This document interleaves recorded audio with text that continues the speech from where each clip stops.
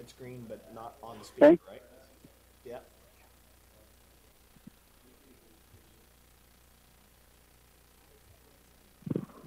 Sorry, Randy.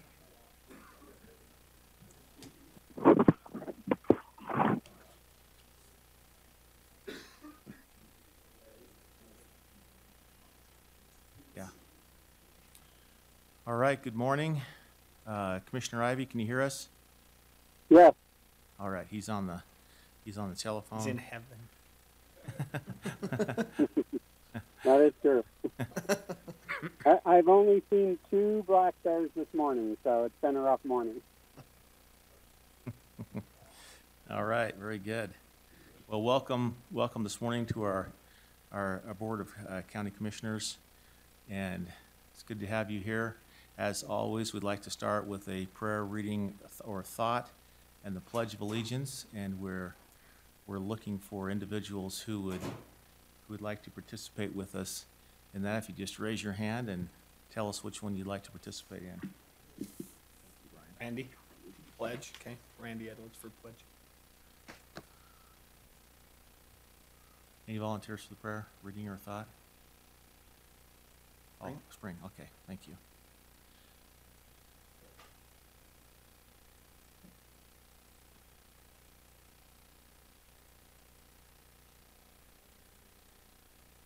Spring Campbell. Dear Heavenly Father, we are so thankful for this day that you have blessed us with. We thank you for the wonderful sunshine. We thank you for this opportunity to gather together and make important decisions and to be heard. We thank you for this opportunity and ask a blessing to be watched upon us all throughout this day. We love thee and thank thee in the name of thy Son, Jesus Christ. Amen. Amen.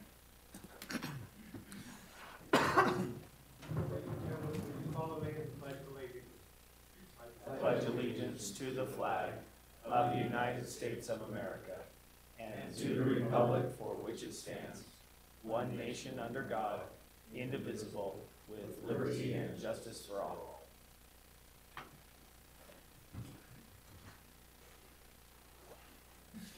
And I'm glad that Randy did that. If I can take just a moment of personal privilege here. Randy was awarded by the American Legion the Medal of I don't know how you even pronounce that. How do you pronounce that? Meritorious service. And so he was given this certificate, and we just wanted to recognize him today for the outstanding work that he does in our county for the veterans. You hear about it. Sometimes you don't see it, or it's not there, but it is. I think last weekend, how many individuals did you help? You told me over the weekend.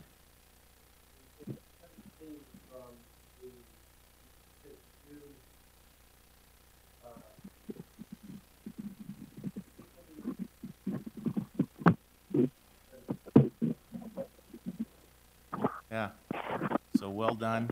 We just wanted to recognize you for that, and that's a pretty high award that he received from the American Legion, and we sure are thankful for the service that you performed there. So thank you. Yep. Okay, moving to our agenda. On the consent agenda, we have 15 items.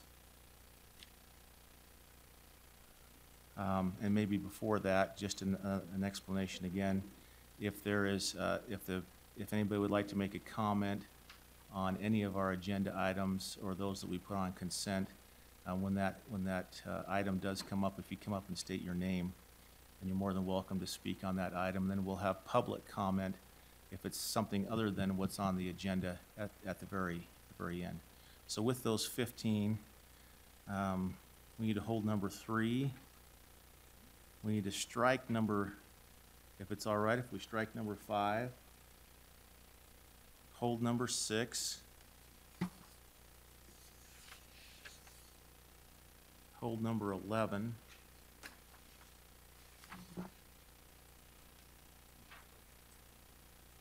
I think those are the only ones that I have on the consent for holding. Yep. Okay. That works for me. What, oh, that works for you? Okay, very good. And then on the regular agenda, everything will go to consent except for what we'll pull off. If we can hold number 4.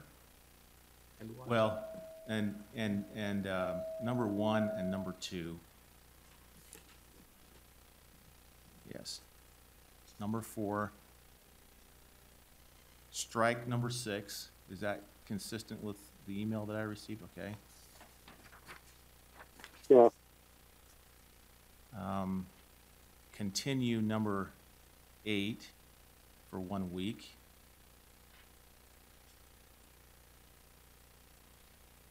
Hold number 9 for a little discussion. Number 11. Strike number 12. That's consistent with some of the emails I received. Hold number 13 for a determination. And hold number 14. Just to verify, is 5 and 7 on consent, or did we say hold them? I'm okay with them, I just wondered. 5 and 7 we left, well, I didn't have any questions on Okay, I those. just want to make sure I marked correctly. Commissioner Ivy, is there anything else that you wanted to hold? No, you got the ones that I knew about that needed stricken, and everything else was good. Okay.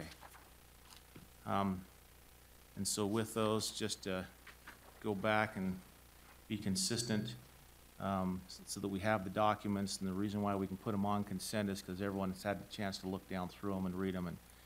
And are there anyone from the public that would like to speak to the consent items that we put on consent? And those would be to approve, or I think the language is just approve, ratify, or adopt, or abate. Okay, seeing none on that, let's go to number 3.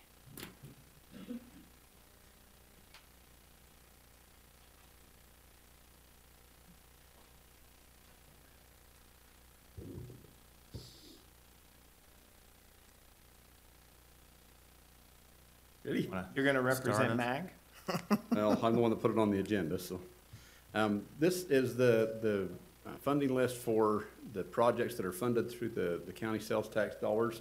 We do have Sean Elliott here in the audience if we have questions. That's what I was looking for, I didn't see him. He's sitting over here. Oh, there. The process for the county sales tax dollars is the projects are submitted through the process at MAG, goes first to the technical committee. Recommendation is made at the technical committee that goes on to regional planning.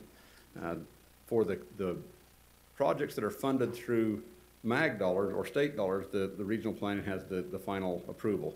For the ones funded through the county sales tax dollars, regional planning makes a recommendation to the county commission. County commission has the final approval on it. Back in February, there was some additional funding that was freed up to where we could add some additional projects. There are 2 additional projects that were added to the list.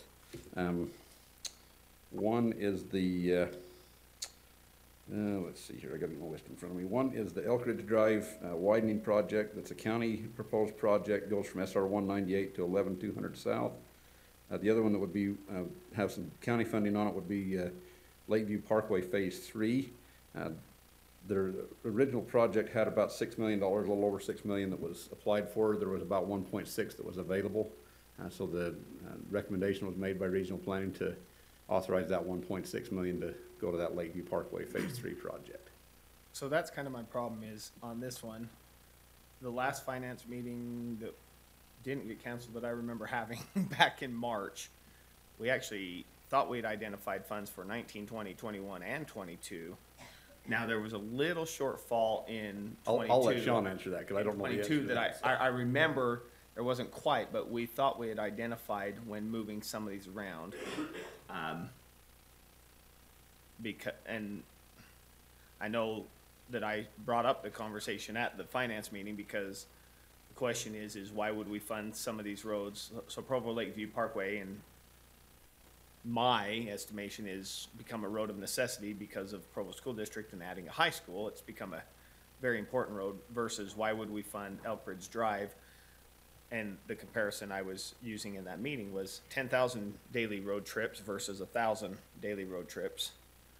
And yet we're giving priority to one, and I know I shouldn't speak out against our own county fund, but it doesn't seem as much of a priority. And so that's my real question on this. And so the list as it appears on here doesn't seem to match what I remember from the meetings. Now, I know we were all out of town at a conference for the last MAG meeting, but I don't get what's changed.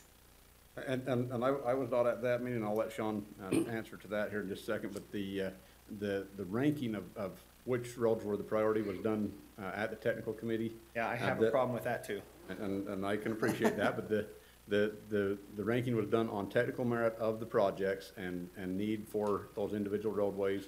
The school was known that would be a site for the school at the time that was discussed. I don't know the actual construction was known to be starting at that point in time. I couldn't answer that for you, but it is something that was considered when these projects were ranked. So, see, so let me address that one real quick. That's my problem with the MAG process right now, and MAG staff knows because I've been talking to them about it, not just me, but others, for the last 2 years. For example, I understand that the technical merit, and you as an engineer know more than me as when it comes to this. I understand that. But I'm on the hook for a vote, and you guys aren't. And so the problem is when I see that, I know this one happened to be, the school was known at the time on this particular vote, because we're talking 2019, 2020. But what offends me in our ranking projects list is, quite candidly, my father's the Provo City engineer and submits the projects after meeting with the mayor. On this one, this was their number one priority. And yet the technical committee comes in and says, no, we'll give you this one, and this one, because we view it different. In Provo City, who is in charge of Provo City, is telling us, no, if we can only get one, this is the one. That's kind of a problem, as I see it. So with the process, and then again, I still thought we'd identified more than $1 million. So the list in front of you is the list that was approved 2 years ago. The technical committee gave their recommendations as technical merit. And as Richard said, they did talk about the school and the traffic that it causes. A high school does not have high levels of traffic compared to everything else that would be around that. And so I think that was part of their decision, was the model data that came out of what the high school would create did not warrant a 5-lane road out there. At least, you know, Elk Ridge Drive is 4,000 plus trips a day right now, and so I think that was part of the issue. That probably is the most, I guess, contentious part, is when a city says this is our #1 project. I will say that Bulldog Boulevard at the time was their #1 because they were wanting to get that done. But the committee does take that into consideration, but they do also look at other things such as high cost and versus the amount of usage that would be done on that. See, so that also becomes a problem for me. There's $40 million, let's say, to go into the fund. High cost shouldn't outweigh the need.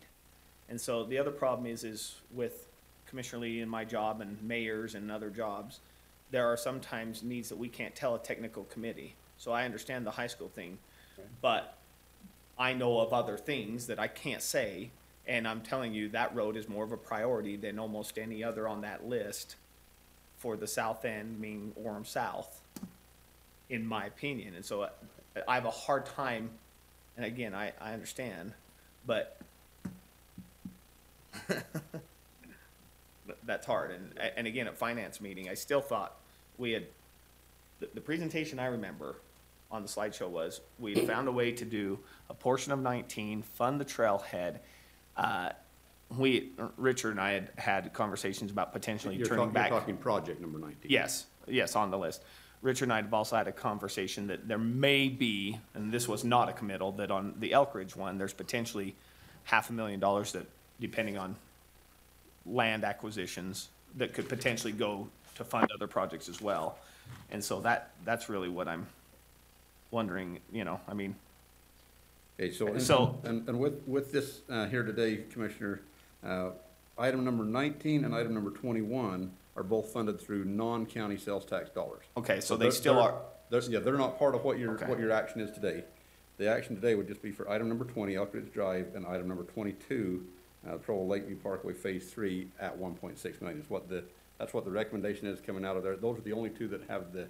but see, they don't have the X's on our box. Right, That's And why. that's partly my fault, because I gave you. At least that's consistent with what I remember from That the is correct. committee.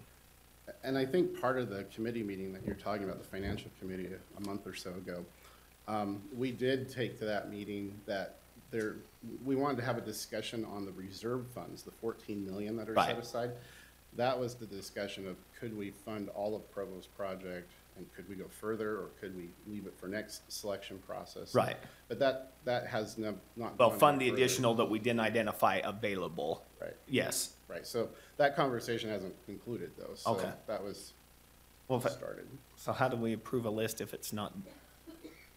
I Well, mean, the list is your priority list. This is the one that the mayor's approved. no, it's the one the TAC committee approved. The TAC committee recommends it and the mayor's approve it. The mayor's approved it in June of 2016. And then the caveat is, we made it down to that the red line, number 18. And at the time, the policy was, if additional funding come available, we would continue working down the list. So that's what's before you in now. order. Right.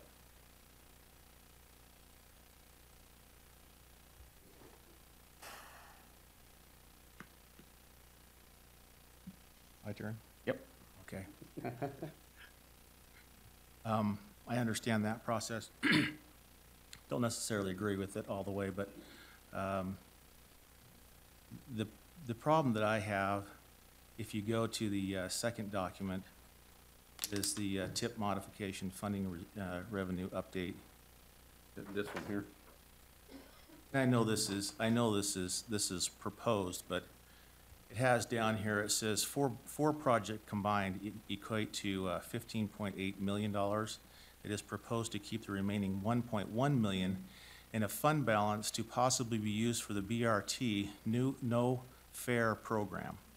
Okay, and this was the staff report that went to regional planning back in February. I just gave you a copy of what went to regional planning. No, we know that. We know. And so, anyway, I mean, it's on our agenda as part of the documentations. But that's And not what you're approving. I know it's not, but, But we had that conversation at length too, at that meeting. and so, maybe just sit back for a second, because you're gonna hear a little bit of a rant here on this. And it's not directed towards you, so don't take it that direction. Oh, we're good. So this no fare zone that's being pumped around and pushed around for the BRT system, to me is ridiculous. At the very beginning, we were told that the modeling supported 12,500 riders first day. And that the modeling was superior, and we looked across the country, and this is what it was gonna be, and it was gonna escalate from there. And now we're saying the modeling's off. Modeling doesn't work. And we need to go look at a no fare zone, because we're gonna have to entice people or pay them to get onto the system. I don't know where to go with this. I sat in our committee meeting, the executive committee meeting with the TRIP project, and I heard the last time that they're projecting that it possibly might be $4 or $5 million over the budget. We had that conversation. I can't believe my ears when I'm hearing that stuff. They said it will never go over. It'll be at 150 and that's it. And so here we are now, and these things keep popping up, and I see them thrown in as, you know, and I'm talking with the mayors as well, trying to understand where they're at. But it seems like a roundabout way. If this BRT system is supposed to be the best thing since sliced bread, it should be able to stand alone. It should be able to work. It's not. I sat between Jerry Benson from the CEO and Steve, and they were arguing over this $4 to $5 million increase on this thing, and it's just ridiculous. So I don't like to see that kind of language in here at all, because I don't want anybody going back and saying, hey, you guys approved this, to take $1.1 million in a fund and possibly use it for a no fare zone. And here it sits in our agenda right now.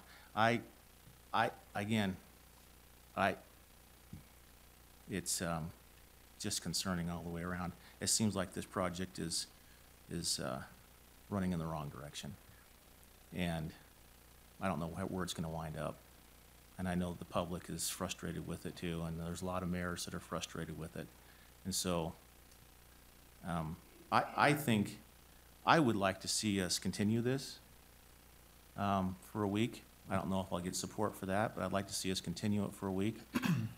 So, Bill, that was actually going to be my suggestion. If there was any way we could continue this for a week to address some of the concerns, potentially clean up anything in it, and then look at it again next week. Okay, is that your motion? Well, we can have motion if we can then still have discussion, because I've got a couple of things Okay. that's fine. Yeah, I mean, we can continue discussion. I was just saying that was kind of the vibe I was getting, is that might be the best thing to do there. Okay, we'll continue with discussion and then take a motion. So my other issues with this process, and again, kind of going along with this, and it's not your fault, but I am offended at a list that allows UDOT and UTA to keep asking for funding from local road dollars when all I hear from all the mayors is the local need, local need, local need. True, because I hear from my own public works director, I need more money for roads because we're falling behind. And he's right. I wish I could control the TAC committee and tell them, don't vote, because if they'd all scored a 1, UTA wouldn't get additional funds. Again, they already get more money, and UDOT gets 70% of all the money already in the state for roads. And then we come and we buy their counters for $500,000. Well, that funds the trailhead.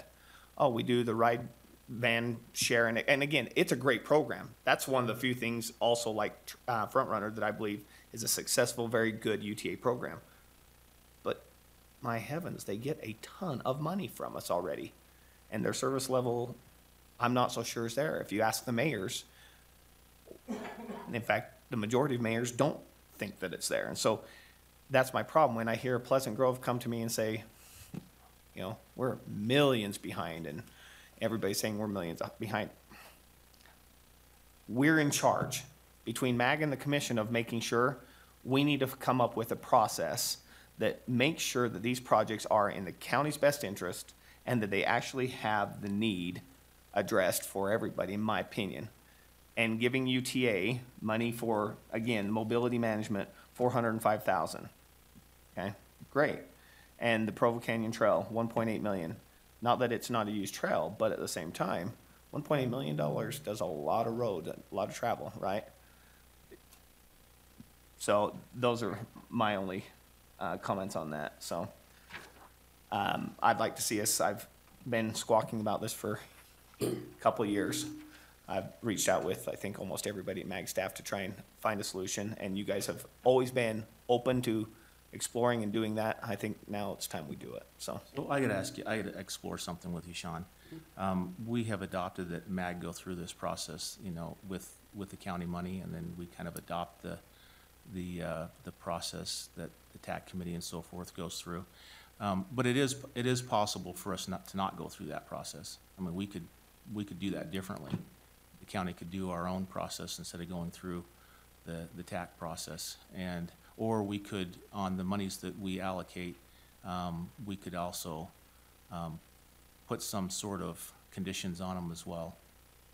I think the state law says that it has to be recommended by the MPO. At least that's what state law does say that, has to be recommended by. We have a lot of the department heads that For- recommend a lot of stuff to us, so we still don't pass. Right. For federal money and for others, but not for county Oh, money. it is the county funds. And I'm going from memory, so take this for what it's worth, but I think what it says in there is that what Sean's saying with the MPO has to recommend to the commission, and then you can either approve or deny that list. You can't change the list Right. without it going back for further recommendation. I believe that's how it's worded in there, or something similar to that. Well, maybe that's a discussion that we should Sure. follow up on as well and look at the language on it. Now, just to reply to your question on the UTA and the UDOT, we do have one federal funding source called CMAQ, Congestion Mitigation Air Quality. Right. It's our highest regulated fund. It can only go to air quality reducing benefit type projects. It cannot go to widening roads or that. No, kind I of- understand that.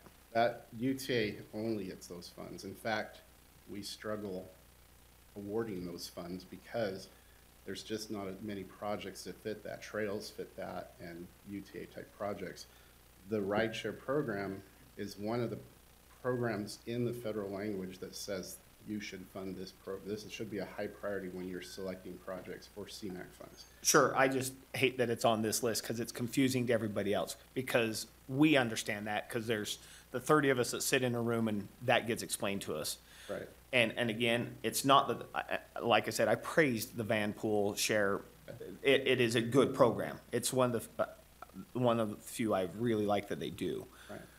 But my problem still is with it, going back to Commissioner Lee's point, when the commission expressed in that finance committee meeting, free fare zones are ridiculous, and why would we ever do that?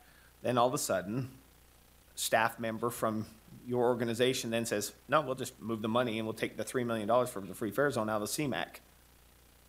Oh, well, if you want to end run us, then okay, that's fine, but that's not what, in other words, what I believe we're trying to say is we need to have conversations on identifying better, and, because again, my votes are the ones that, yeah, everybody does all this work behind, but I'm the one that gets the blame or credit, whatever it is, right? So. Okay, well, are you around for July 5th? Because our next commission meeting's Wednesday, or would you like a 2-week continuation? How's that for an option? July 5th. It's a Wednesday. You're in town. Okay. Commissioner Ivey, does that work for you if I make a motion that we continue this for 1 week till our next meeting, July 5th? I think that makes sense. Okay. Okay, motion's in order then. Okay.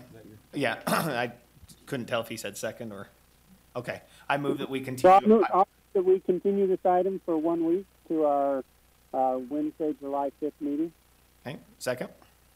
I've got a motion and a second to continue this item number 3 on consent agenda for 1 week. All in favor, say aye. Aye. Aye.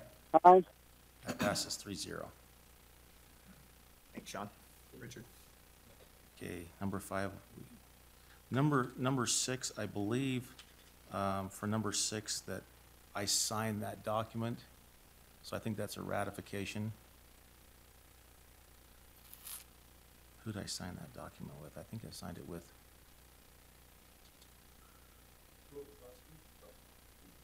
Right, so I just wrote that down as a ratification, not as a. Mm-hmm. Have you not seen it?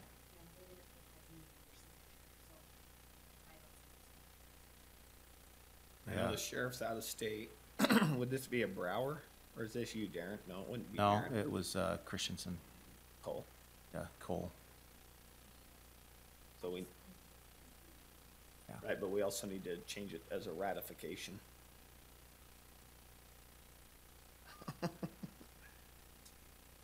Number 6 on the regular. Yeah, the Vasquez agreement. Oh,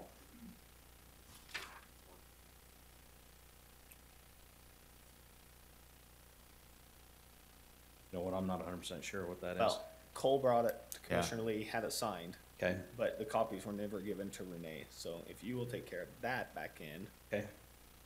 I'll change the motion unless you have other No, questions. no, that was it. I'll- I just noticed that it, I will you move know, that that I we- did sign it. Ratify and authorize the commission chair to sign consent agenda 6. Second, I've got a motion and a second to ratify agenda number 6, the signature there. All in favor, say aye. Aye. Aye. aye. That passes 3-0. All right. Number 11. Let me get there, hang on.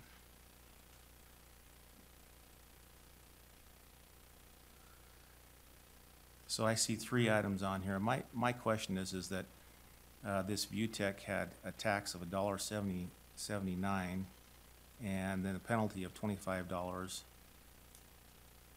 We're abating the 20. I just want more explanation. $1.79 seems, I know we have down there from zero to This is treasurer's office, right? $0 to $10 Yes, sir, is equals this you? $5 in Yes, sir. penalty. Oh, you're here. You're not watching a stream. Sorry. So so since this is in my portfolio, I can address that a little bit because I have the same concern. While Kim's walking up, Jeannie in their office brought up and showed me our defined or approved penalties and rates by commission years and years ago. She and that office felt like it was out of line as well. So they're in the process of working with whichever attorney is over that. I believe it's court. It's court. In changing the penalties so that they're more like a 1% or consistent with what we. So that, because right now, you're right, if they have a 1 cent late, they owe $10 plus a penny, even though the tax is 1 cent. So they have brought that up, but go ahead, Kim. I think one of the things we talked about is maybe going to a percentage rather than a flat amount to make it more reasonable when we have these situations come up. Yeah. So what do we do with this today? Do we go forward? Yeah, there's not much we can do until we change it. That'd be my recommendation. We're doing everything we can under the ordinance to relieve the penalty to as small as we can. So this, The only option we have, you want to just continue this to a later date. And look at the ordinance first, you could do that. Otherwise, it is consistent with the current ordinance. I would feel better that way because of these small amounts. yeah, I mean, we're abating $20, there's a $25 penalty, $1.79, so there's $6.79 they owe, and the tax was $1.79 anyway. Yeah. I would feel more comfortable looking at that. And it's consistent with what your office has requested. So let's just get court on this, right? Okay, then I will move that we strike this item from the agenda. Second, I've got a motion and a second to strike agenda item number 11. All in favor, say aye. Aye. Aye. aye. We'll get you in court together quickly.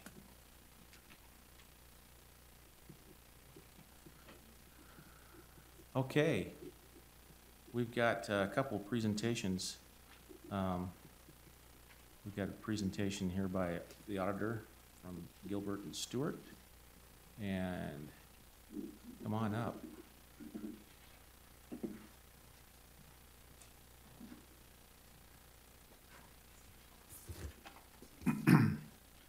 Happy to be here today to present your audit report. I'll try to not echo here. Turning it down for you. Okay, sounds good. So what I'll do is I'm just going to go through the financial statements and just give you the sections in the financial statements, and then go over the single audit report, the various audit reports, and then we can go to that part. So we'll do that first. So in the main financial statements, that's the 139-page document that you've got. Just on pages 1 and 2 is the independent auditor's report. The county received an unmodified opinion, and that is the highest opinion that can be received on the financial statements. Right after the audit report, on page 3 through 11 is the management discussion analysis. So this is a section which patrons can read, or you can read and find out just in a quick synopsis of what happened in the county during the year, not have to wade through the rest of the 125 pages. And so that's a great place to go for just brief information about what happened.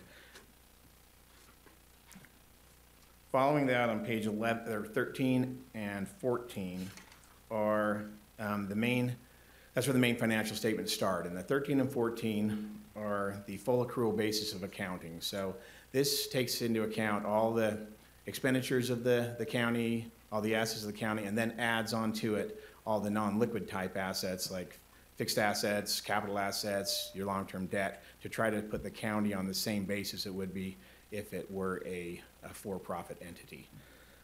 Then beginning on page 15 and then on page 17 are the modified accrual basis of accounting. So this is more budgetary based. The balance sheet on page 15 shows, this is for the governmental fund types. You've got your 5 major funds and then a column for all the non-major funds, and then in the back there's a schedule that sums up to be that. But this is your assets and your liabilities on a modified accrual basis. So you've got receivables and payables and cash and fund balances. And so it's more of a budgetary approach. And then on page 17 is your revenues and expenditures, again, a modified accrual basis, and that is your basically your budgetary basis. Pages 16 and 18 takes those modified accrual basis financial statements and shows all the various adjustments you have to make to take it to the full accrual basis. So lots of adjustments have to be made to put all the assets on the books and all the liabilities on the books. Behind there, 19, 20, and 21 is a summation of all your proprietary fund types, which are your internal service funds. And so they're all summed up here. Again, the detail is in the back, which sums up to be the total. So this is all of your internal service funds, and they're basically on a full accrual basis to start with. They're run more like a business would be. Behind there, page 22 is your agency funds. This is your auditor's trust funds and your tax trust funds. A lot of money flows in and out of that during the year. End of the year, there's about $1.7 million left over in those trust funds. Behind there, for a whole lot of pages, page 23 through, it's getting bigger every year it seems like, 23 through 62 are the footnotes. So in here, there's a lot of detailed information that supports the financial statements, detail about accounting policies and procedures, detail of capital asset purchases, debt service schedules, about 10 pages having to do with the GASB 68 accrual of the unfunded URS pension liability. A lot of good actuarial information in there if you want to decipher that. But if you look on page 49, just for instance, here's a detailed schedule of your outstanding debt. You'll see during the year there's $65 million was issued, and during the year just over $10 million was paid off. They did call a bond last year, paid that off early, and that was good. And then the rest of it was general debt service payments. So a lot of detailed information in there. All the debt schedules for all the bonds are included in there. Behind there, there's some supplementary information, required supplementary information, having to do with road systems, budget actual for your major governmental fund types, and again, 3 or 4 pages of additional information for the funding process for that URS liability. Behind there, there's, if we go to page 72 and 73, this is all of the non-major special revenue funds. And so these will all sum up, and then that total column will go to that first page that we showed you that had the revenues and expenditures with the 5 major funds. And then these are all the non-major funds that will sum up to be the total expenditures there. Behind there, there's a lot of budget actual schedules for all of the funds that you have. The detail of your internal service funds, So that sums up to be the column that's carried forward. Discreetly presented component unit information, which is North Point, Timpanogos Special Service District, those kinds of things. And then behind there, there's a statistical section, which goes from about 100 all the way to the end at 139.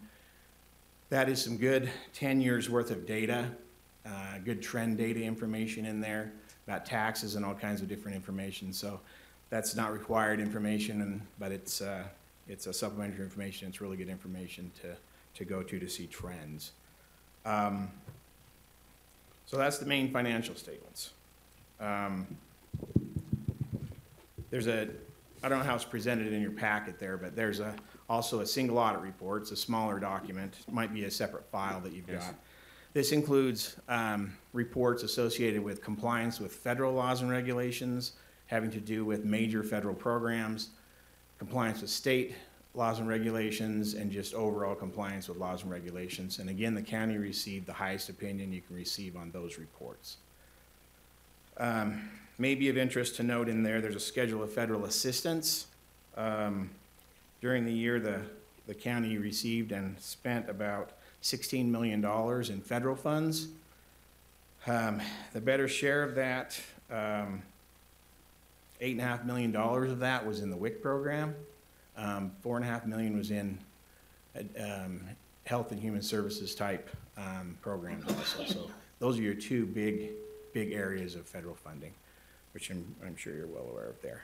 So that is a large document, large undertaking, and I would really like to commend Brian's offices, particularly Deneen, in putting that information together. Quite a bit of work to have that many pages and have all that information actually tie to the front. So it's pretty amazing work that everyone does. So, and I appreciate all the assistance you receive when we're auditing. We go to all over the county and all the various organizations, and everybody's very accommodating and gets us what we need. They're not always aware of why we need that, but we do need it when we ask for it, and they're good to get that for us. So everybody's very cooperative and they do a great job. We do have some recommendations, and we will carry those forward into an exit conferences where we'll go over those with you guys. Okay, So. good. I was gonna ask about those usually. I mean, I'm glad that we get an excellent rating, but sometimes excellent ratings, there's a certain level, and I was just wondering if we were bumping up against anything that was close, and so I guess in the exit conference, we can talk about those. Yep, we'll go through the management items for sure. But again, everybody's very, very helpful, and it makes the audit go very smoothly, so. Well, great. Thank you. Thank you. All right. We'll take it, All right, thank you. as long as we're not test on it, in a week or so. Last name. Okay. We need a motion to accept that. Do we need a motion to accept that? Or is that just a presentation? It does say and acceptance. That's why I'm wondering. We do have to complete this by the end of the month, pass on to the state. Do we want to accept it though without the exit conference? I don't think we change, this, I think that's just more detail, but this is the actual audit report, so I think. you Then can I will accept move that we accept the audit report. Number 1. Second? I've got a motion and a second to accept the audit report as stated and presented to us in item number 1 on the regular agenda. All in favor, say aye. Aye. Aye. Aye. That passes 3-0. Okay, now we're gonna have an update on the VOCA grant funding, which is required. Yes, it is. Chris Buckley, Utah County Attorney's Office, Victim Coordinator. Here to update you on the VOCA grant that we receive every year. Right now, we are just wrapping up the 2016-2017 year, so the end of June will be our cutoff date for that. And then I'll go back and run the statistics for that. So I don't have any numbers for you today. I'm sure that's disappointing. But I think we're gonna be okay.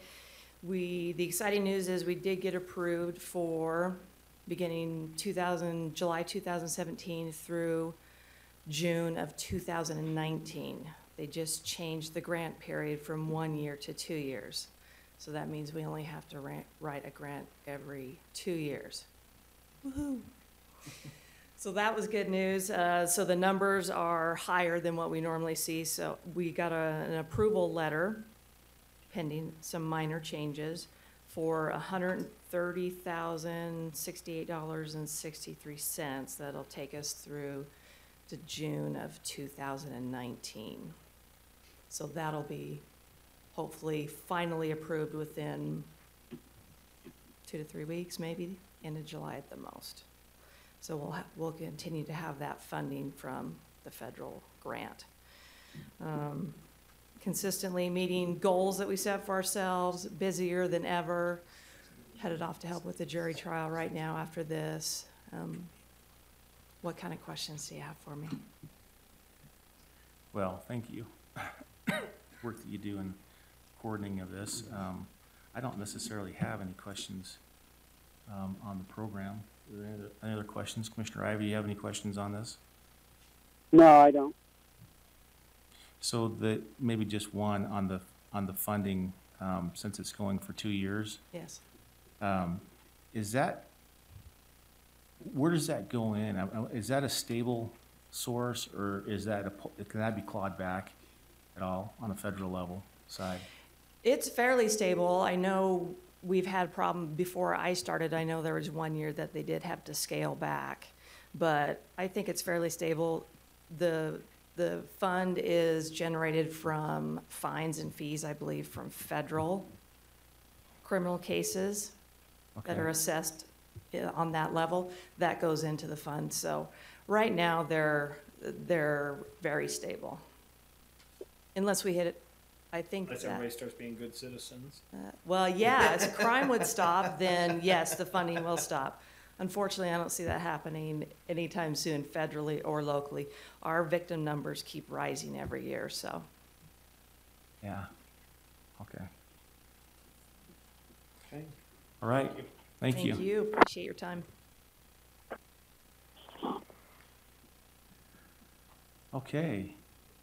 We're gonna move to number 4. And probably just to start off, if Davey, you want to explain, or whoever wants to explain, there's a little typo in there that we need to correct right away, and then we'll get into the meat of it. Just in the form of the resolution, the now therefore paragraph, just changing the word by to the word that. It's just a typo correction.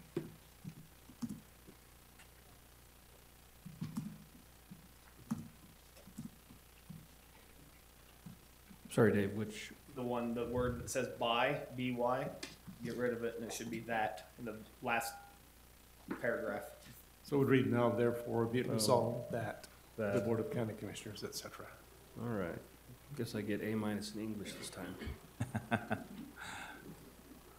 All right, explain what we're doing here. Okay, Commissioners, Bert Harvey, Clerk, Utah County Clerk Auditor's Office. Every year, of course, it's our privilege to adopt a property tax rate for, in our case, the current budget year. This is the property tax rate that we're adopting for the property tax we're going to collect in our current budget year, which is currently operating on the 2017 budget. That tax rate is simply calculated from all the value divided by the budget need to create a rate whereby we charge everyone in the county that owns property taxes based on that property value. These values come from the assessor's office to me. I do the requisite number crunching and translating the data that the assessor's office gives me into the data that the State Tax Commission needs, and put it into the website, make the necessary adjustments to the values to create the value that our rate is calculated off of to generate the revenue that we operate off of from property taxes. Of course, this reflects only money that's collected from property taxes. It's not obviously the full amount that the county collects from its operating budget in terms of sales tax and everything else like this. So this is just property taxes themselves. So we do have the auditor's office does have one recommended change that I've got an amended copy here for you to look at for the commission to consider. But I'll let Brian or Deneen explain that recommendation. Does the commission have any questions as far as like the calculation of the rate? Yeah, I want you to explain in different terms than technical terms. So and this is for the benefit of all who are Right. here or who are watching. Yeah.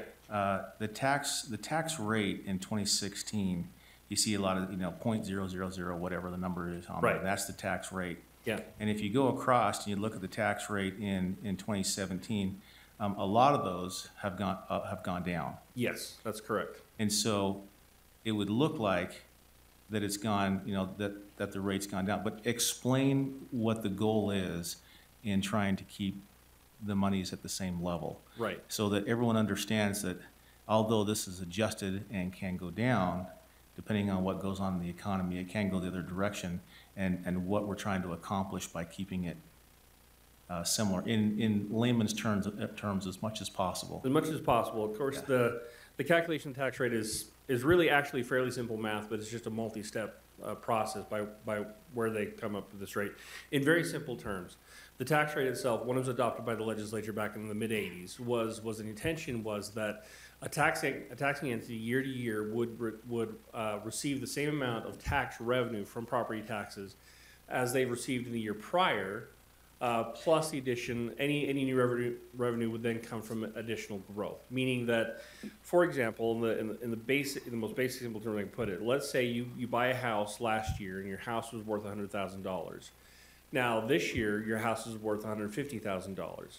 So what happens? What is technically supposed to be happening is that the tax rate on your house will adjust down, so that regardless of whether your house is worth $100,000 or worth $150,000, the taxing entities that collect a property tax on that house is still collecting the same amount of revenue this year as they did last year.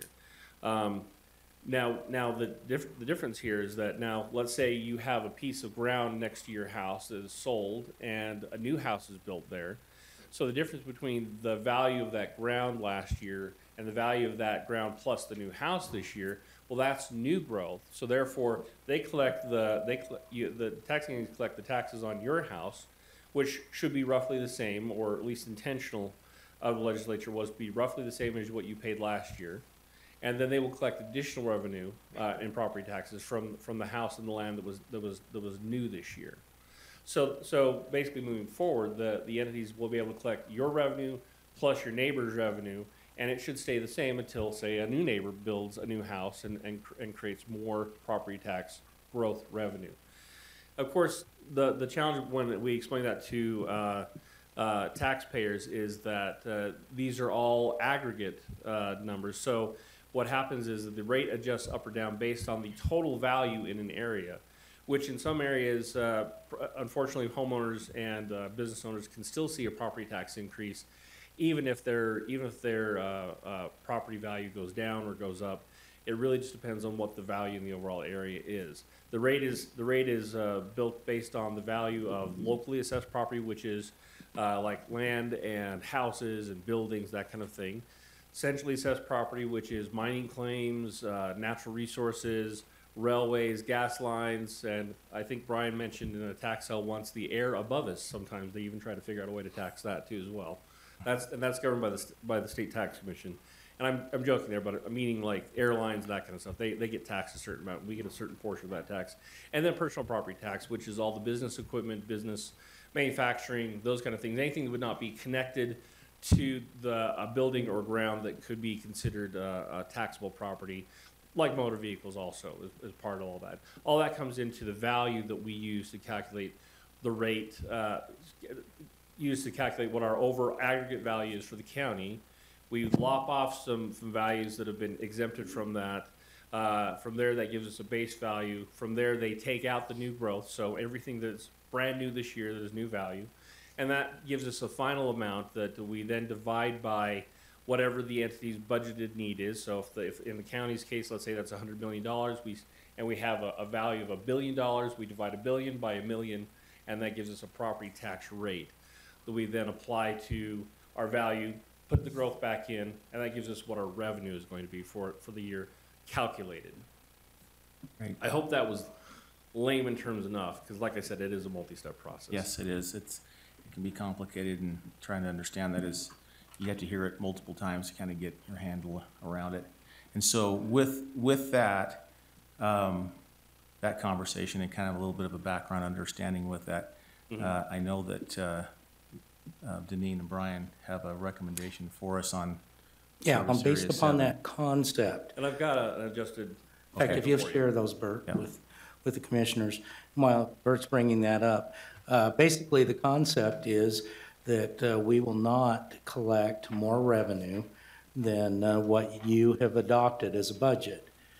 Now, if the case is that we're collecting more revenue, we can collect up to a certain point, but then there comes a point where we can collect too much revenue.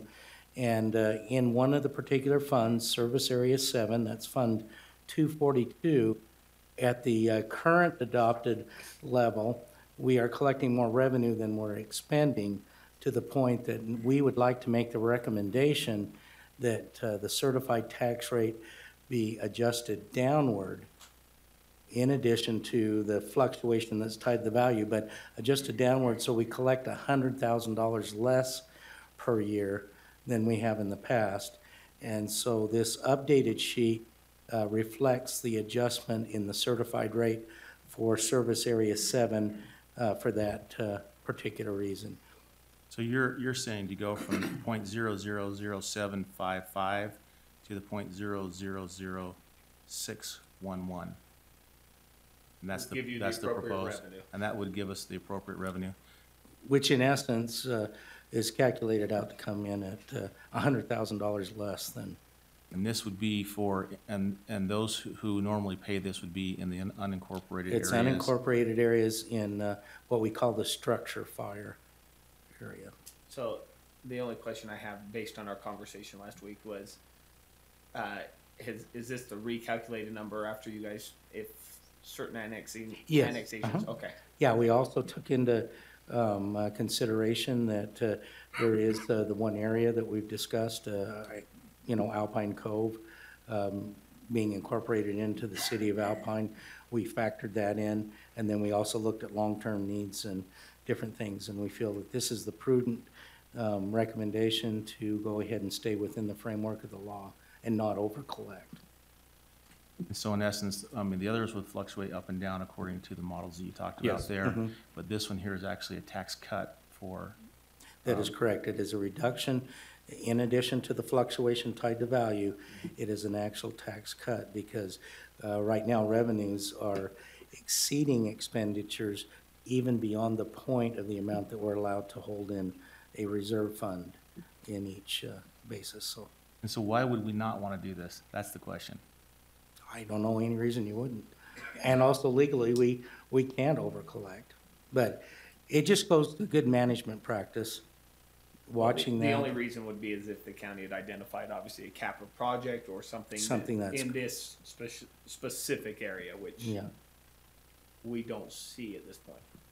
That's correct. And we've actually, with some of the other funds, have identified capital project things so that those funds could be spent wisely. But in this particular one, this is the most prudent recommendation that we believe, and defer to you to make that decision. Okay.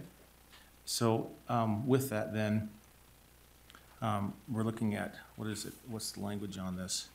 We're looking to adopt the resolution establishing the 2017 tax rate and with the amended changes, if that was, Yeah, with the amended schedule. Any questions? Nate? Commissioner Ide? No, none. Okay. Then I'll move that we adopt did you have any? No, Sorry. no, go ahead. I move that we adopt the resolution establishing the 2017 tax rate levies with the amended schedule of tax rates. Second? I've got a motion and a second to adopt the resolution as stated, number 4, with the amended tax rate in the service area number 7. All in favor, say aye. Aye. Aye. Aye. That passes 3-0. Thank you.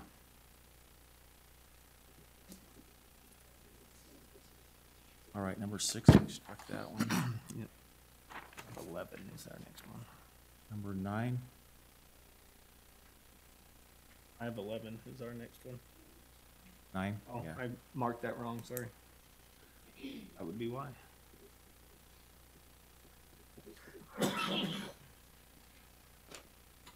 Somebody here from the health department on this one. This one kind of tied with 8, so hope, now that we continued that one for 1 week. I don't think my numbers on my agenda match yours, so. Oh, they which You must have printed right before we republished the amended. Probably did, so, thank you. Appreciate that. This is the food service program. Oh, okay, all right. Eric Edwards, Utah County Health Department. So the question that I had, like I said, it kind of tagged with number 8, is that there's more money that's being, let me get there, sorry.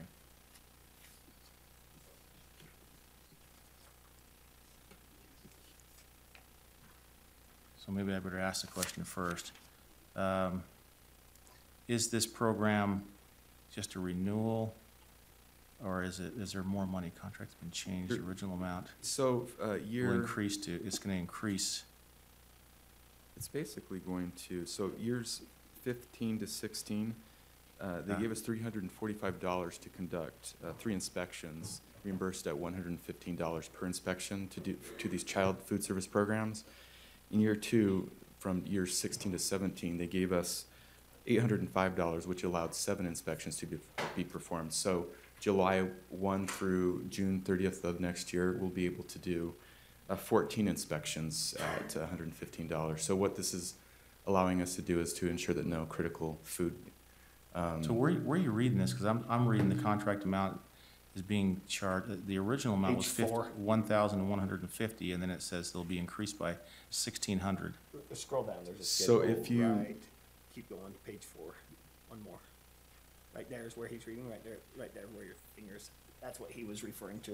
You can see the breakdown there, where they're coming up with that increase. So 345, 805, that's for years 1 and 2. So this is just extending it 1 year, and they're increasing it to, or providing, I should say, funds $1,610. Yeah. Divide that by 115, that allows us to do 14 inspections at these areas. So this is my question whenever I see these, and this is 100% federal money. This, And we have personnel attached to this as well. Is there going to be an increase in personnel? Will they be grant funded? There's not going to be an increase in personnel? I believe it's just being done by existing staff. But they are using some of their own money to do additional inspections, right? Or is the 2760 the total? I didn't do the math real quick.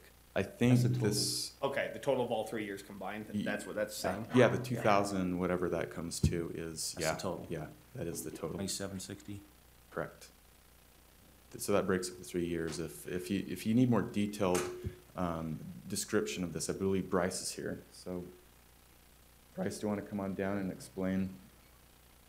Well, it's my question's more in general on this, just. If additional staff or? It's, my hesitation always comes when I see federal funds attached, is what are the strings? Is this a hook? You know, is this a bait and switch type of a deal, once we get in and all of a sudden now they yank it away and now we gotta support the whole thing? I'm just kind of wondering that in general, you know, what the program is. We're not talking about a lot of money here. Right. It's not, but it just seems, I've seen it before, is the problem, where you get in, and all of a sudden they just yank it all away. They say, oh, now the program has to survive, so it has to be funded different. Bryce Loris with Environmental Health Division. I think it's just the expansion of the program that happens sometimes. It'll allow us to do a few more inspections, but again, it's a small amount of money. It just allows, like he said, to help us protect food safety. But I don't see it as an issue that could grow into something where they could yank it away and put us in a bind. It would just mean we wouldn't be able to do as many inspections. So that's what would happen in the Right. future. If they yanked it away, we'd just say, we'll have to do what we normally do. Exactly. We already have to do that with the Department of Environmental Quality. We've had to pull back in some things, so it'd be the same idea. We would Okay. just pull back. Okay. That's all the questions I had. Any others? Nope. I'll move that we approve regular agenda item number 9 as stated. Second? We got a motion and a second to approve and authorize, as stated, number 9 on the regular agenda. All in favor? Say aye. Aye. I think, did you say aye, Commissioner? Yes, sorry. Okay, that passes 3-0. Okay. Number 11.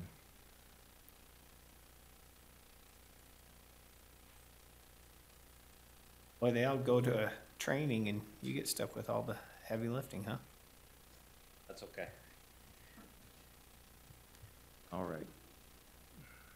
My question on this one, real quick, is this looks different than the application last year. I'm assuming this is the SWAT competition that we've done the last 2 years? It is, actually, this will be the third year. Right, this will be Yep. the third year. But I swear we had something that looked different last year, so that's why it stuck out to me. This is the one that they come from all over and compete. Correct. Okay. It is the exact same contract as last year. There was a comment on there, on the comment section, and I'm just wondering if it was addressed. It's assumed that the registration fees will offset the cost to the county, so no budget funds will be needed. No dollar figure was listed in the expense line of the agenda. So That's my understanding. So in the years past, and Daleen, you can tell me, that's why I asked if this was the same thing, because normally it came with the logo that they use as well. There was the whole thing. In years past, the registration actually covers, there's two components. The registration fee is high enough that they make a donation to the Fallen Officers Fund, and the other half, it's actually three. They make a donation there, half goes to cover an improvements made to the range, and then the other covers the cost. Is that still the case? Okay. So there's no, so in No essence, it expense. doesn't hit the county. Correct. Okay, that was the comment I saw on there, I just wanted to get it Well, I answered. want to state that on the record because of the comments, so that we Yeah. knew. That was my recollection the last couple of years. Thank you. Motion to be in order. I move that we approve and authorize regular agenda item 11. Second? I've got a motion and a second to approve agenda item number 11. All in favor? Aye. Aye? Aye. That passes 3-0.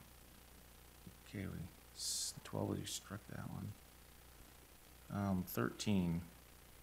13 is a grandma appeal, and there is a letter in there on the termination. I just wanted to hold this one just for clarification for anybody who is wondering how this happens.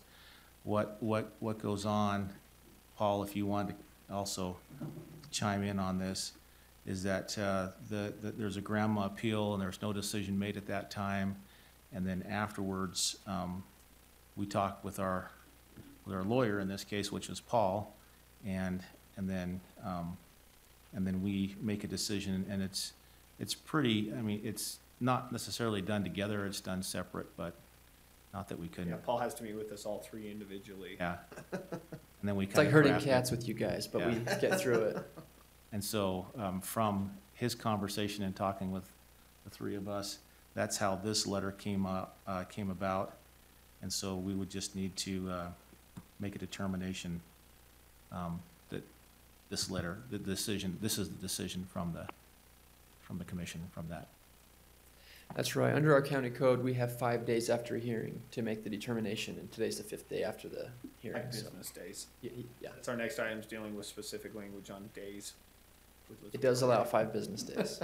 So just shortly, if you would just kind of summarize what that decision is. I know the letter's there, but just summarize. Sure, the letter's on there. Please. Basically, what happened at this one, this particular hearing felt more like a mediation to me. The county had issued a fee based on kind of a rule of thumb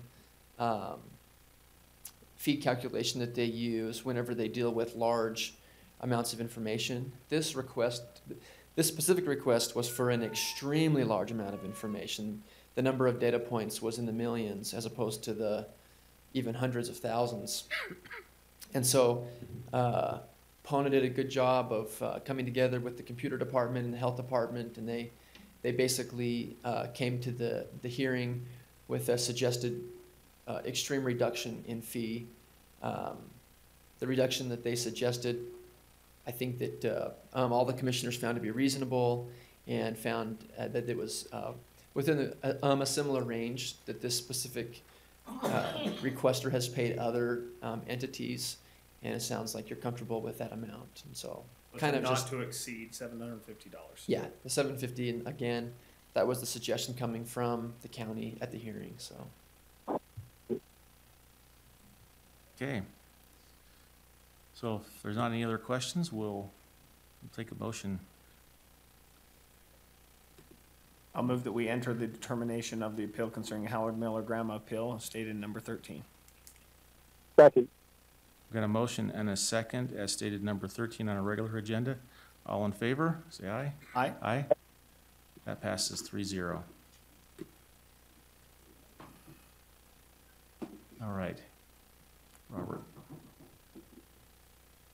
This one just keeps coming back, doesn't it? Robert Moore, County Attorney's Office. I think you're talking about number 14? Yes. On the regular 14. agenda.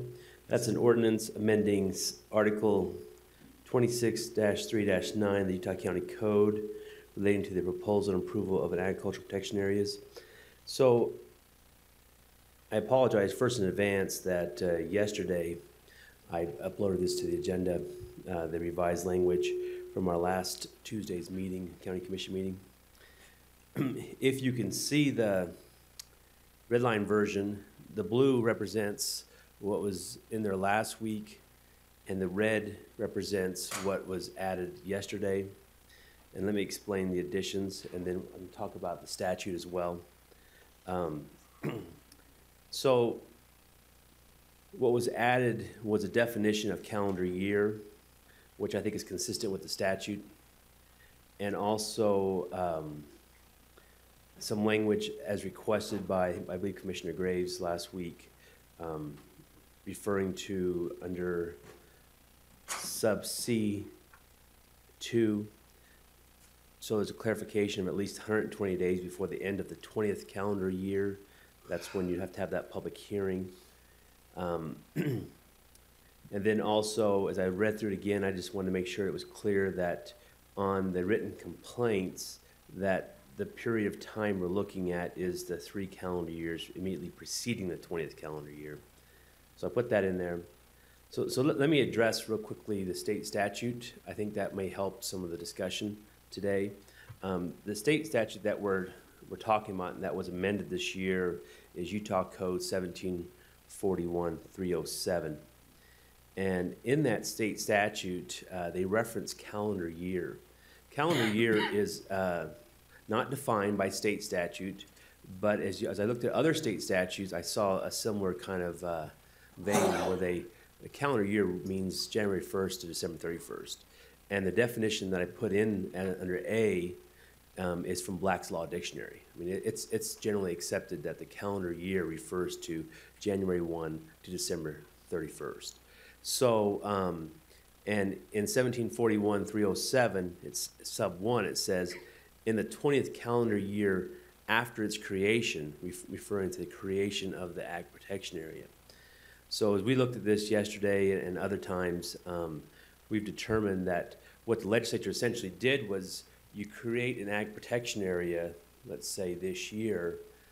This year doesn't count towards that 20th calendar year.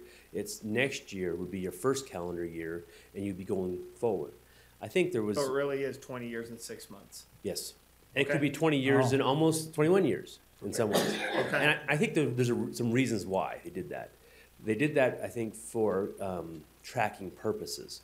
Because if you have an Ag Protection Area approved on February 2nd and one on July 1st and one on October 13th, you've got to track those. And the idea was to put them all in one calendar year so you can review them at the same time. Further to illustrate my point, in the statute, 1741-307 sub 2, Roman numeral 2, refers at least, it says, talking about the public hearing again, the state statute says at least 120 days before the end of the calendar year, again, using the word calendar year. And then also 1741-307 sub 3 also which talks about if you don't act in the 20th calendar year, that it's gonna automatically be reauthorized, or if you do act, it may be reauthorized as well, but again, the 20th calendar year. Now, this legislature could have taken a different approach. They could have not included the word calendar year. They could have said 20th year. And then I think if you would have had an approval on February 2nd, you would have had it reviewed on February 2nd, before February 2nd of the 20th year. But that's not what they did. And because of that, I think your concern last week was we want the public. What you just stated. Yeah, we want the public to understand what they're dealing with. And so if it's approved, let's say today, and 2018 would be the first calendar year, and it would be reviewed in that 20th calendar year, and they'd have all the way till December 31st, you would to. Of 2037, in essence. Whatever the 20th calendar year is, I'd have to re-figure it out again, but yeah. And that's what Peggy's been keeping track of. And it's a really good thing the legislature helped us on this law, because they would have a very busy 120 days this year. So the 120 days basically means by September 1st, you have to have that public hearing in the 20th calendar year. So I think that was the intent of the statute. I don't think we can modify that. I think all we can do here is with your explanation today. Yeah, that makes sense. And the changes, now it makes more sense to me, at least, because I didn't understand that portion of the law. I was, again, trying to get the renewal date, because I was thinking, oh, we approve it on February 2nd. Yeah, and we wanted the public to understand, because we didn't want them to be confused. Yeah, and I'm with you, and I think, had it just said 20th year, I would be all with you and say, yeah, February 2nd, but the calendar year, and as I went through, looked at other state statutes that also refer to calendar year, it was calendar year versus fiscal year, for example. Sure. And they talked about that. And so I think it's pretty clear by use of the word calendar year, this was the intent of state statute. Yeah, this is very helpful. Thank you, Robert. That makes a lot of sense now, as opposed to last week. I must not hit on it last week, so I apologize. But my intent was to make sure that it's clear now for you folks. That is very clear. And for the public. Yep. Is there any I was comments? gonna say, Chris is here, so.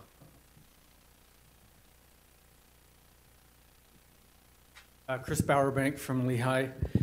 First, I want to thank Rob for clarification of this. He and I had some emails back and forth till late last night on clarifying that. I was one of the confused public. And so I think with Commissioner Graves' comments from last week, I think we understood it the same. As I looked at Rob's emails, I think the easiest way to understand it for the public, for the record, is that any APA that's approved, for example, in 2017, will be re-reviewed at the beginning of 2037. So that last number of the year. So for example, one approved in 1998 would be reviewed at the beginning of 2018.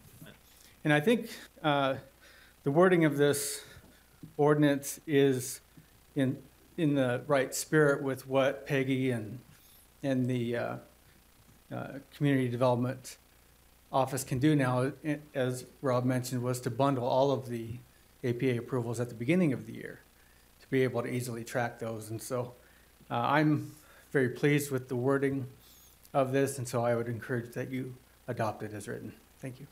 Thank you, Chris. Thank you, Chris. All right. Any other comments, concerns, questions? All right. Motion to be in order. I'll move that we approve regular agenda item number 14. Second. We got a motion and a second to approve agenda item number 14 as stated and modified. All in favor? Aye. Aye. Aye. That passes 3-0. Commissioner Ivy, do you have your agenda in front of you? Pardon? Wait. Oh, yeah. You have your agenda in front of you in order to read, because we need all four. Could you do those for me, Greg? Absolutely. I just have my notes. My internet's a little shaky here, so. Okay. I'll move then that we approve and set a date, time, and location for a closed meeting for a strategy session to discuss the purchase, exchange, or release of real property, water rights, or water shares for today's date at this location following completion of regular agenda work session agenda item. Second. I've got a motion and a second to approve and set a date, time, and location as stated number 15 on our agenda. All in favor, say aye. Aye. Aye. Aye. That passes 3-0.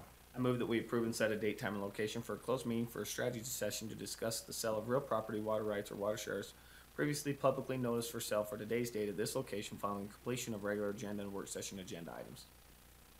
Second. We got a motion and a second to approve and set a date, time, and location as stated number 16 on our regular agenda. All in favor say aye. Aye. Aye. That passes 3-0.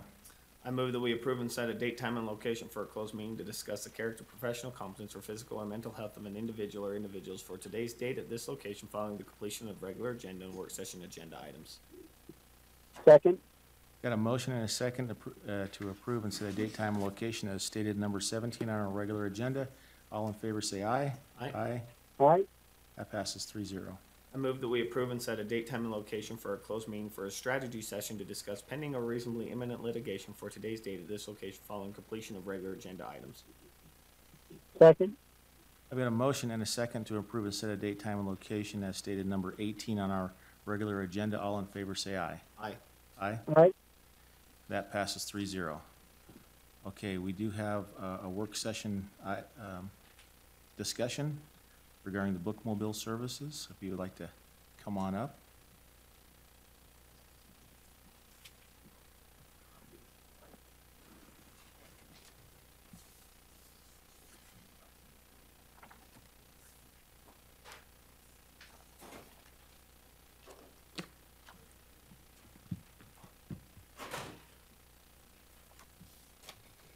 Thank you for letting me have this time. My name's Britton Lund. I'm the Bookmobile Program Manager for the Utah State Library. And I do have some papers for you. Unfortunately, I can't send these over the airwaves at the moment, so only 2 of you will have these. I'll make sure when I get back. I appreciate you coming today. If you have an extra one, we can give it to them.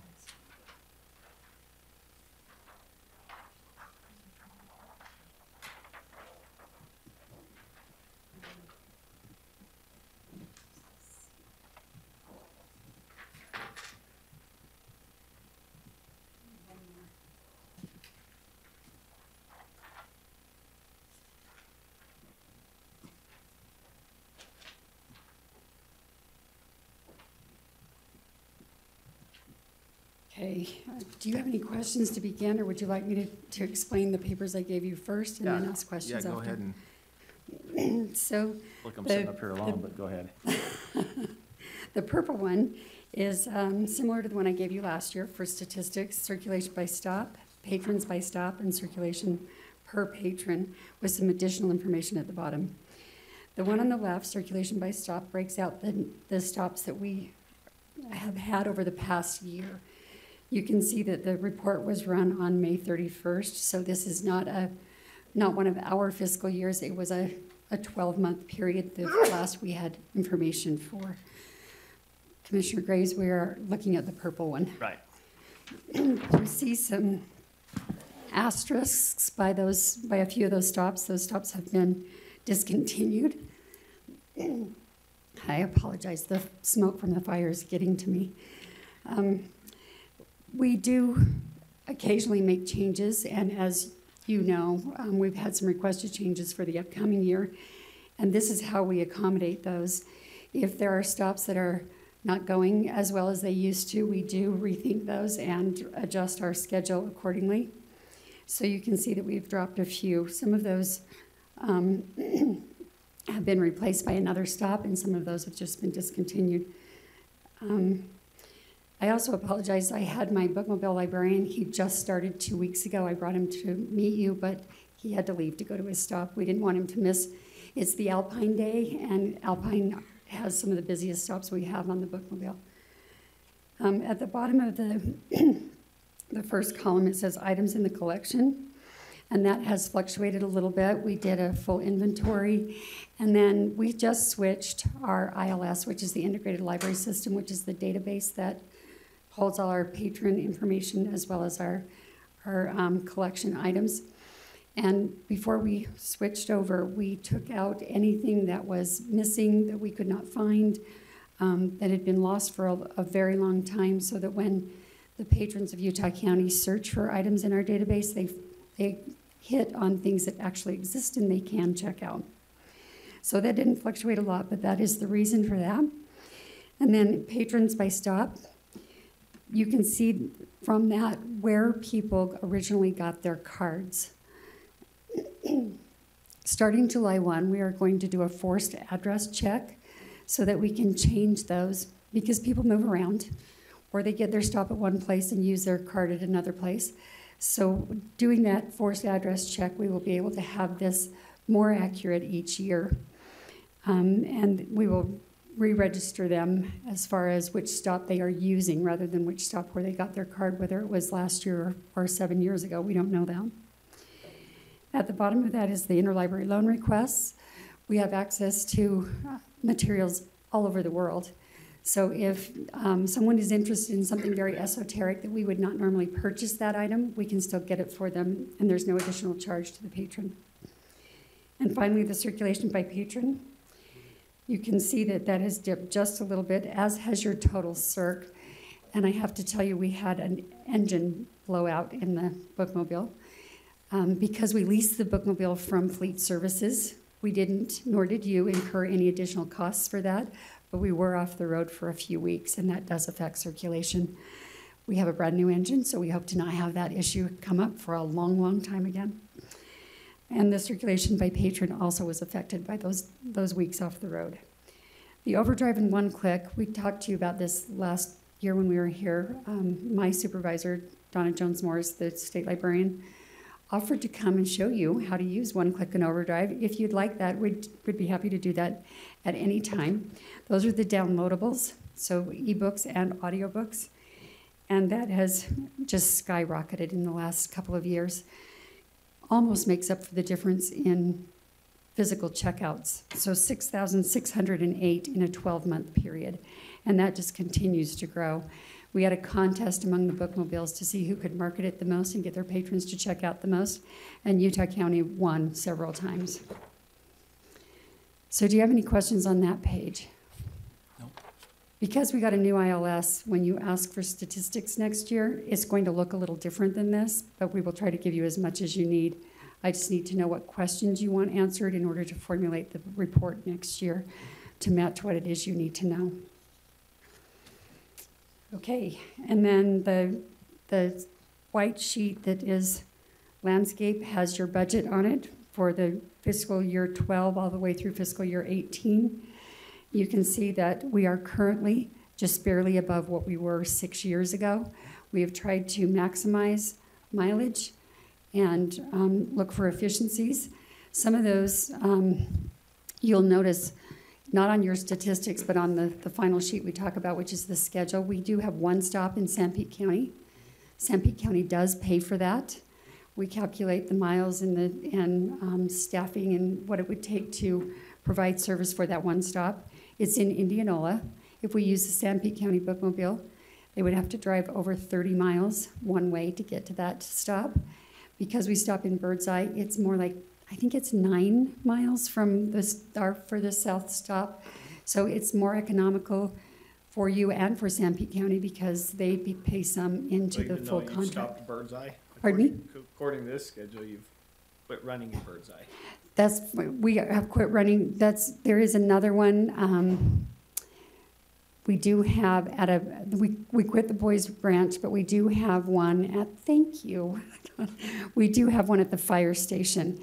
And I don't think she's put that on here yet because we moved it.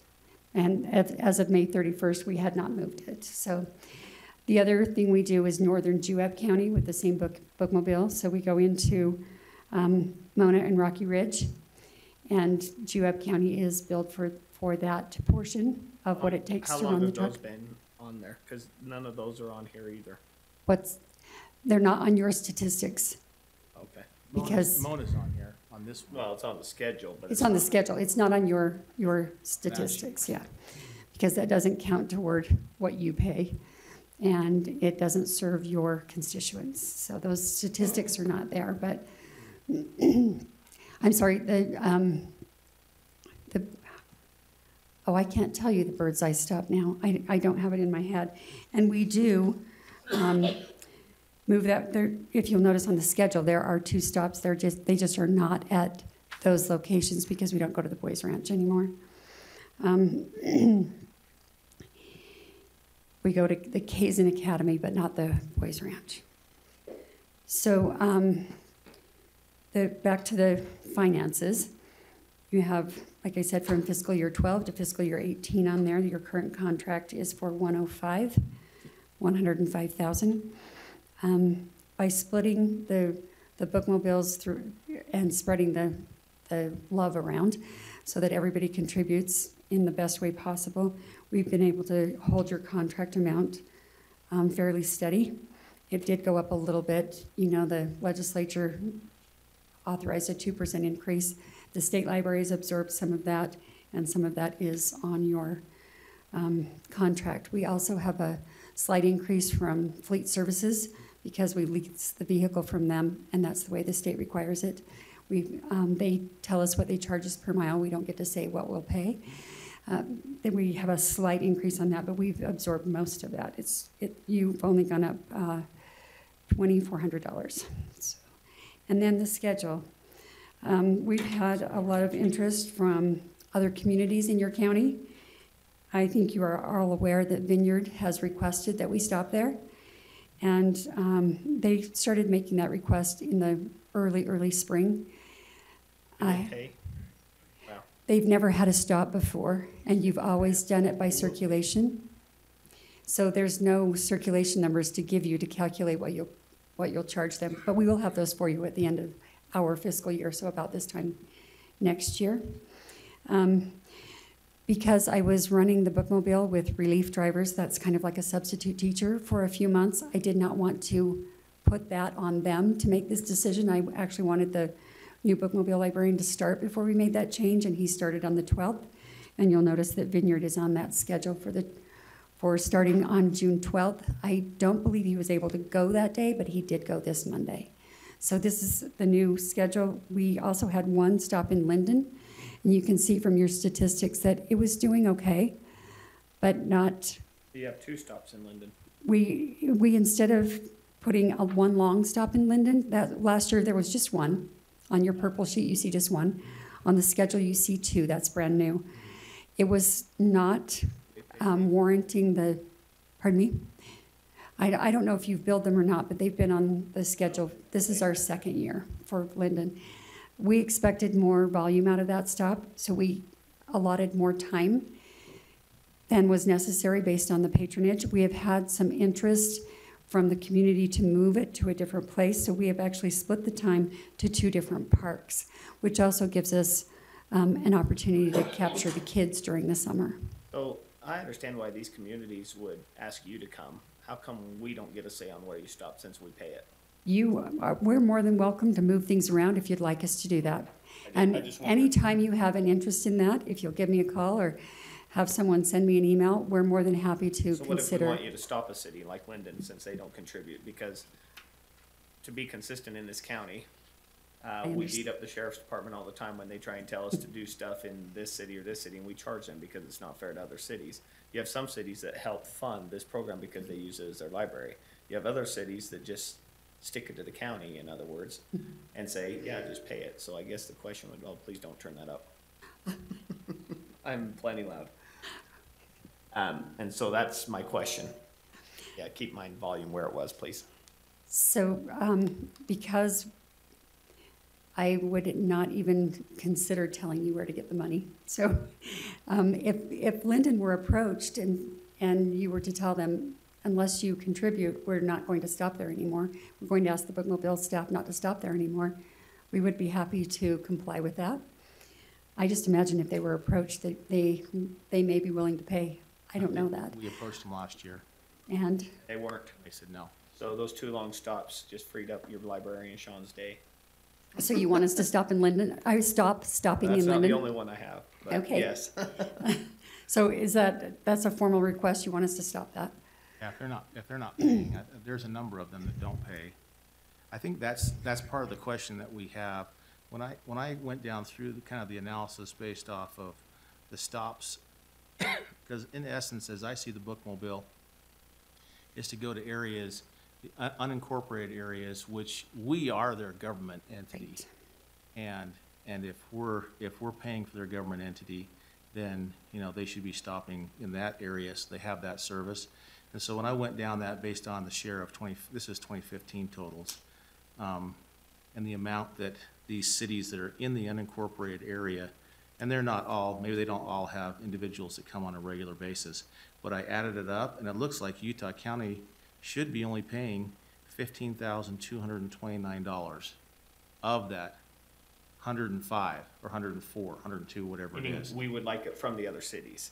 And we'd like the other cities to pay their portion if they want to go. Alpine pays. Yes, I know that. They pay, they're very good at it. They pay every year. Mapleton gets the bargain of all bargains. They also house us for free, Well, provide the internet for free. If they didn't do that, the cost of the contract would be higher. So theirs is, I guess, in kind, you would consider? Yeah, and so, I mean, so driving down that, if we're looking at numbers, you know, it would seem consistent with that Utah County, being, we represent Utah County, the unincorporated, would be 15,000 roughly, I'm just throwing out that number, as the part in which we pay. And then I don't see why, I mean, why is it that we have to be the one that collects the money? Why doesn't it run, if the cities want to go, they can come to the bookmobile and say, we'll pay to have you come to our city.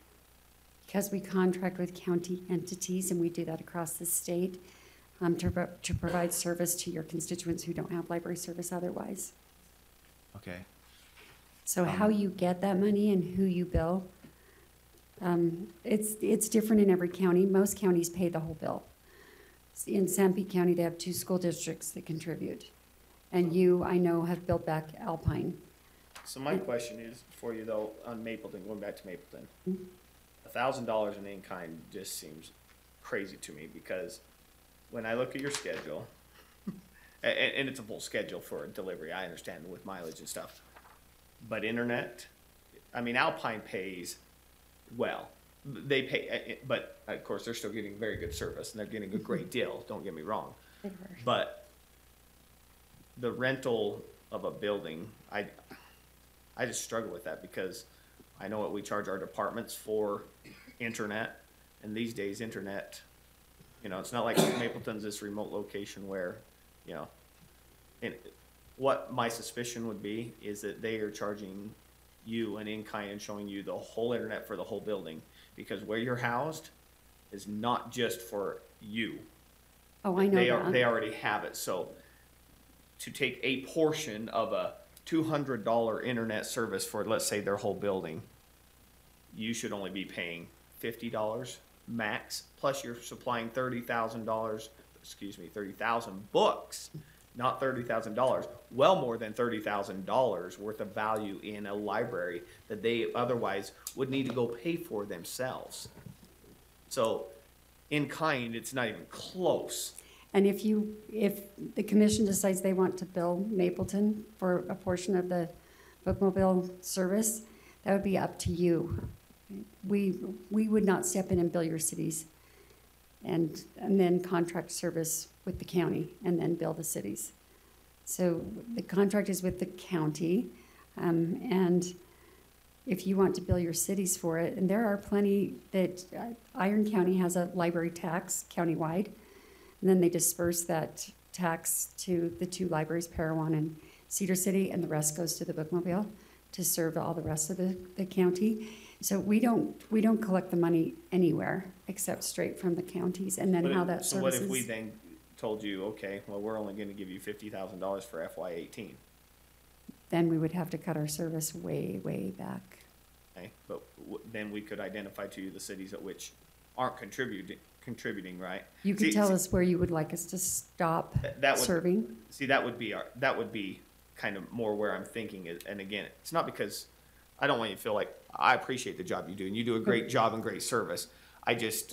It's frustrating because certain mayors come, and Alpine is a great partner in this. They realize the benefit, and this is the route they've gone, and they're willing to contribute and pay their share. It's because they know how much it would cost to build a building, run That's a right. building, staff a building. That's right. You know, Vineyard is recognizing the same thing. Yes. You know, Mapleton recognizes, but also is laughing at us, saying what a bargain they're getting, in my opinion. But some of these others, Linden, I'm sorry, they should be paying for their service. So anybody in Linden watching stream on that video, we're done.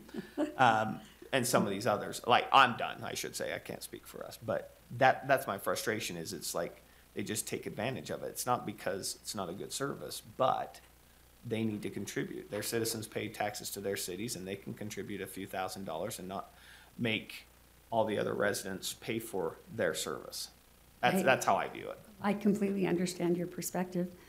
And if they knew that they would no longer get service, then would they pay? I can't approach them like that. You can, but I can't. So. And we've asked, and some say no. I think that's where we're looking, is just for some flexibility to say, if this is truly county-driven, then we'd like to have the opportunity to sit down and say, you know, for the money, for the service that you're providing, you know, to the county, based on where it stops, those who are contributing and those that we are contributing for them. This is the areas where we'd like you to, you know, to go to service that area. I think that's consistent with, you know, individuals that are paying for it. I mean, if you're in a city, you're paying for a library. Right. And So, because if I'm reading this right, for example, when you call it Utah County headquarters, you're referring to Mapleton, right? Yes. I promise you, when we pull that, the world according to Greg, if we pull the headquarters from there and put it here, you're gonna have a lot of upset people inside Mapleton that all of a sudden are saying, really, you didn't pay your share? Because, you know what I'm saying? Because that's a lot. If those people saw that resource leave, that is not in kind. We buy the inventory, we pay the contract, and for $1,000, they give you rental space at which they utilize for their citizens and give you internet. They also. You could probably get somebody's internet around one of those homes for free. I'm They not, probably don't love it. I'm not saying that this is enough, but just so you know, there is more than that. They built the building, they put the shelves in, they provided all the desks, the shelving, all of the equipment it takes, not the For you to computers. put your inventory in for their citizens to come and use. Yes, but they also provide staff, so that building, so you need to know this piece too. I'm not saying. Okay. But they provide staff that work part-time, because the technician, we have the librarian and the technician team. The technician only works 28 hours a week. That library's open much, much more than that. And they pay the staff that work the evenings, that work Friday, that work the extra hours, To do this. which makes the building open for the entire county. So if I need something on Friday and I live in Alberta, I can run over to the headquarters, and it is open because Mapleton paid somebody to be there. Okay. So there is a little more to it than Okay, that. that's helpful, thank you. You're welcome. But if there are places you no longer want us to go, or if there are places that we don't go that you'd like us to go, we're more than happy to rearrange our schedule, to try out new stops. This is the service provided by you, the commissioners. And not by us, but we are a partner in this with you. Sure. So if you want us to make changes, we're more than happy See, to Covered to do Bridge, that. Birdseye, where those are unincorporated areas, I don't even look at it, because I'm like, we're their library, but Linden. As you can tell, I love the city of Linden. I'm not a Linden Library Stop fan. If Linden's constituents that use the bookmobile knew that their mayor was being Right. asked to pay, and they would lose it if they didn't, I think you might hear a very different message, and so would the mayor of Linden. I agree, but we've tried and that message didn't get out. okay. So it looks like we need, of course, more discussion. Yeah. That needs to happen, maybe some more understanding too with Mapleton and Yeah, and we'll some of break the down others for that them, are, 'cause that was the first time, and I appreciate that, that was helpful. on what they're. I appreciate it as well, a great deal, and I think it helps us, from my perspective, know what we can do to help provide this service where needed and work better with the cities who are utilizing it. So, just a general question, if, as we're looking at and analyzing it, how do you analyze, going back to dollars and, figures with it, if we were to say, well, these are the areas we wanted you to go to, how do we put a dollar figure to that? We would have to do some estimates of what it would take with staff time. Mileage is a big deal because we are charged per mile by the Division of Fleet, which is another reason why we have an Alpine day rather than a stop one day and a stop another day, because it maximizes your cost per mile. So we would have to do some calculating based on what it is you would want us to do. what changes you would want us to make, how many miles that would either subtract or add, and how we could arrange a schedule to make it the most efficient use of those miles and the staff time, and then get back to you with a new number. Yeah, okay, fair enough. And your MOA does end on Friday. Yes. The current contract ends on Friday. Right. And I know Donna Jones Morris, the state librarian, would be willing to work with you on that. We could continue service for a few more weeks while you decide what you want, and we get you more I think that would information. be our expectation, but I think you sense the couple that probably you might want to start looking at. And again, I think we can reach out to you this week, definitely, with those cities who aren't contributing, maybe another voice telling them, hey. If you would like me to make a call to a couple of mayors and tell them, give them the information, as you know, I can't advocate, but I can inform. I can give them all the information of things that would change, and then have them call you with their financial concerns. I can give them the other, so I would just need to know which ones to contact. Well, I think, and Dave, do you know off the top of your head which ones don't pay? By looking at this list. Those Cedar that Hills. pay are Alpine City. And then Vineyard. They pay. And then Vineyard, that's And it? Mapleton. And Vineyards indicated they were willing to pay for the service that they will be getting. And Mapleton. Right. So They're That's- $1,000. Correct. So it's Yeah. just really Mapleton, Alpine. So those are the only three that pay, are going to pay, are paying, have paid, or will pay. are willing to pay. So, So Cedar Hills looks like Vineyard's gonna get a little more of a stop. Like that would, you see what? Cedar Fort, Is unincorporated, oh, mostly. well, Cedar I Fort guess. is incorporated. Yeah, it's incorporated. Well, They're a town. I know, but there's a lot of homes in unincorporated. Well, I shouldn't say a lot, not. There's at least 5. Yeah. Most of Eagle Mountain now, though, most of those others. That's probably true. And then there's Elkridge, Genola, are those the unincorporated ones you're listing now? correct. There's a stop at Goshen and Goshen Elementary. Linden, that would be it. So Genola should pay. Yeah, so if you want to contact all of them, just say we're reevaluating, looking at So it. Genola, Goshen, did you say Elkridge is Yep. incorporated? Oak Ridge is incorporated. Benjamin, West Mountain, no. Benjamin's not. They're unincorporated. Benjamin's unincorporated. So on Cover the, Bridge, Birdseye, fine. on the side B, Schedule B, Mhm. Genola, Alberta, Goshen, Elkridge. Goshen, and Elkridge. And on Schedule A, Linden, Cedar Hills, was that a yes or a no? No, they don't pay. But that was a yes, they need to be contacted. Yes, correct. And Cedar Fort. And Cedar Fort, okay? Otherwise, our new MOA will account for a dropping of services there. It would be my anticipation, and then still covering, you know. Mr. Chairman, did you list Alberta as one of the ones? Because that's actually unincorporated. I want to make sure there wasn't a confusion. Genola, Goshen, and Elkridge. In Elkridge, but Yes. Alberta is Is fine. is okay, because it's unincorporated. Genola, Goshen, Elkridge, Linden, Cedar Hills. That's it, right? Those 5. Okay. And how would you like me to get information back to you? And somebody will request exactly what it is you want to know. I would have their mayors call us ASAPs again. Oh, you say want that- them to call you? Yeah, have them Okay. call us. Yeah. All right, Commissioner Lee's our chair. They can reach out to him and okay. let them know their desires. If they want to enter into a funding agreement quickly, then we'll let you know. If not, we'll have other talks as far as maybe expanding hours for Birdseye and Cover Bridge for the unincorporated county and what that looks like. Okay, Well, thank you. all right, thank you. Perfect, thank you.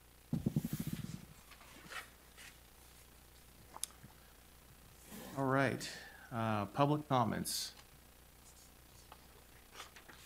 Now's the time. Seeing none, we'll move into our closed sessions. Thank you.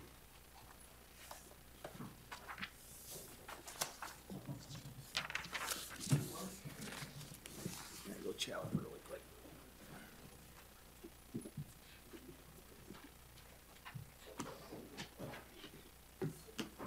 Yes, sir. What question did I tell you no? I just tried to say no, but whatever you got out there. That's the safest answer. Yeah, yeah. For the, are you talking about the meeting on June 16th? What's that? The meeting on June 16th, he's already saying no. Yeah. Oh, all right. You believe that? I didn't even ask the question. No problem. I'm glad he does it to you too. Well, the thing is, you guys are used to it. I'm And used you're to not hearing yet? yes. That's because I'm the pushover. That's On this joint. Yeah, that's the one I was answering. Is your application done at Kim, so were you watching it stream and then you saw that we held that? I was like, I didn't see you earlier. Make a decision before you. I'm gonna see if I can make this. Nope, At the joint close. meeting, Is it just a public hearing or nothing?